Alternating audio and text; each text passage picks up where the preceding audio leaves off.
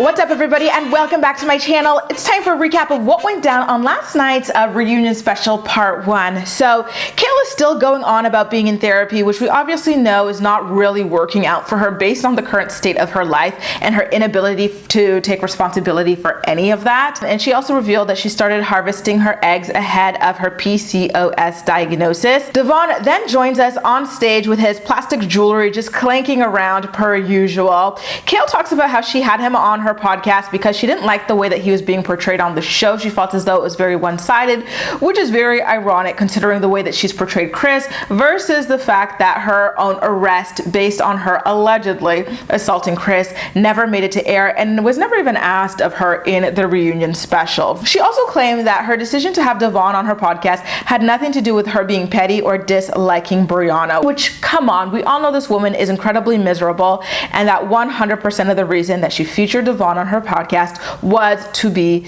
petty against Brianna. She claims to have no more animosity towards Brianna or hate or anything like that. She's like, I don't care for her, but I don't have anything like negative against her. But in the same breath, Dr. Drew's like, would you guys sit on the reunion stage together? She says, no, I wouldn't want to do that. So there very clearly is still some sort of animosity, or in the water is not completely under the bridge, as you know, she would like to have us believe. Next, we've got Jade and Brianna sharing the couch together, and we talk about Brianna really helping Jade with her whole BBL ordeal.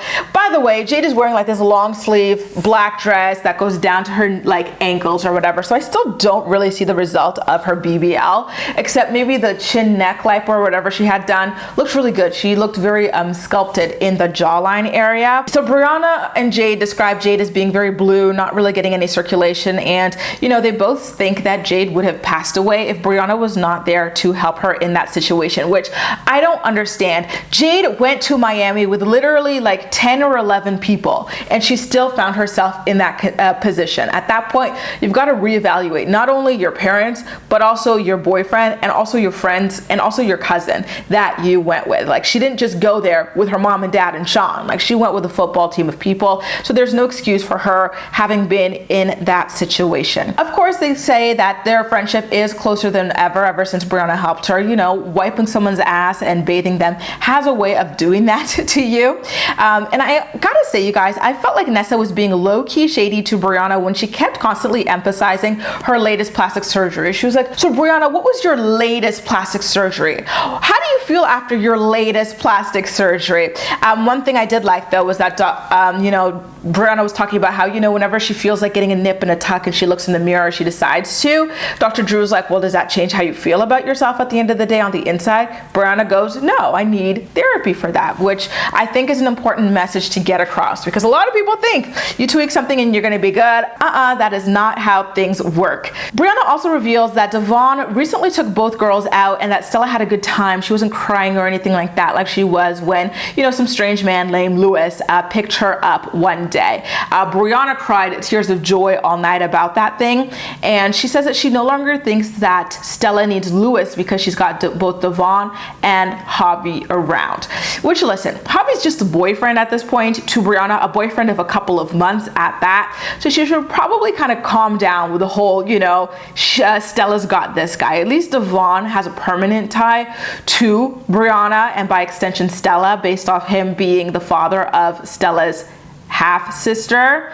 But Javi, let's calm it down a little bit. Moving right along, Brianna's next issue now is that she's upset that Devon buys $500 jeans but doesn't really give her money for Nova. I personally do not believe that Devon is out here buying $500 jeans. I think that, like his jewelry and like his Gucci hat and like his Burberry clothing last year, they are probably fake. The counterfeit market is alive and popping. But I do take issue with the fact that Devon is seemingly not helping her out with money for Nova anymore. Anyway, speaking of Devon, he does come out and Brianna very tearfully thanks him for taking care of Stella, and caring about her before ultimately ripping into him. Devon doesn't understand why she's crying about money. He's like, listen, she asked me for $250 a month. I've already given her $1,800, which would mean that he's paid for 7 months and a quarter worth of expenses for Nova based off what Brianna is asking. So he's like, what's the problem at this point, right? I don't know if I believe that he's given her that much money or whatever. I believe that he's probably spent that much money, like going out to dinners with Nova, maybe buying her some clothes, some shoes, or paying for some activities or whatever. But I don't believe that he's given Brianna the $1,800. So it's kind of like, you know, a misunderstanding, or maybe, you know what I mean? Like just something is not adding up there, which is why Brianna should stop trying to be a hero and just have both of these men on child support and get it over with already. I know that she said that there was some kind of issue with custody if she were to get child support from these guys, but you kind of gotta, you know, I don't know. And then things got even murkier when Devon started like, you know, pocket watching Brianna. He's like, why are you worried about like my money and what I got? Look at you here with your Louboutins and stuff. Like you're getting that from the show, which was like, it doesn't matter where she's getting the money from. Like at the end of the day, she's got the money and she's doing her part financially for the, you know, daughter. So you still got to do your own part as well. You know, like it was just very, very weird at this point. He should just commit to paying Brianna what he owes her on a monthly basis. She's not even asking for that much from him, considering that he makes money from the show and he's also got his, cooking job as well. So then things get even nastier when Brianna suddenly claims that the man that she was just crying and praising, you know, for kind of taking in essentially her other daughter who's got no blood relation to him, now she's claiming he does the bare minimum and that he's not a real man. And of course, Devon storms away at this. He's like, really, what the, you know? And I think he did the right thing to storm away from that situation. And I think that it was quite toxic of Brianna to kind of take things that low. And also, I do have to say that it was quite toxic of Devon to be like, oh, you got Louboutins and stuff. Like, you're good. You got it from the show. It doesn't matter. And Brittany seemed to be quite calm about this. Like, Devon stopped at the back to talk to her. And she's like, yeah, I know, but like, you know, you've got to like keep things civil at the end of the day. So ultimately she does come out on stage to join Brianna, and their mom joins by Skype as well.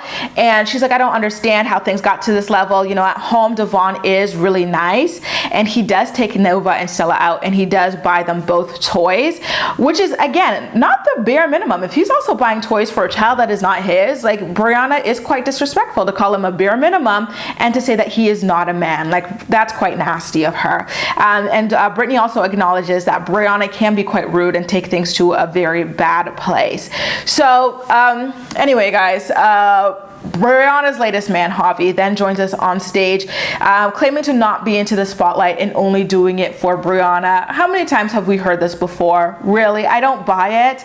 I do think that for now it might be true, but in the future he's going to be hawking something the same way that all of these other men, you know, ultimately end up doing. They do a little bit of a segment where Brittany has to grill Javi on things he loves about Brianna, and I kind of cringe and fast forward through it because I don't know, there's just the way that Brianna acts around this man is so annoying. You know, the whole, I'm so gay. You like, what about me? What's that? Like she just, you know, so I skipped through it, and lo and behold, that was the end of the episode. Guys, what did you think about part 1 of the Teen Mom 2 reunion special? Was it as irrelevant as the entire season to you two? Because let me tell you. Anyway, let me know all of your thoughts and opinions in the comment section down below. And as usual, we'll chat. That's all for now. Thank you so much for watching, and I'll see you next time.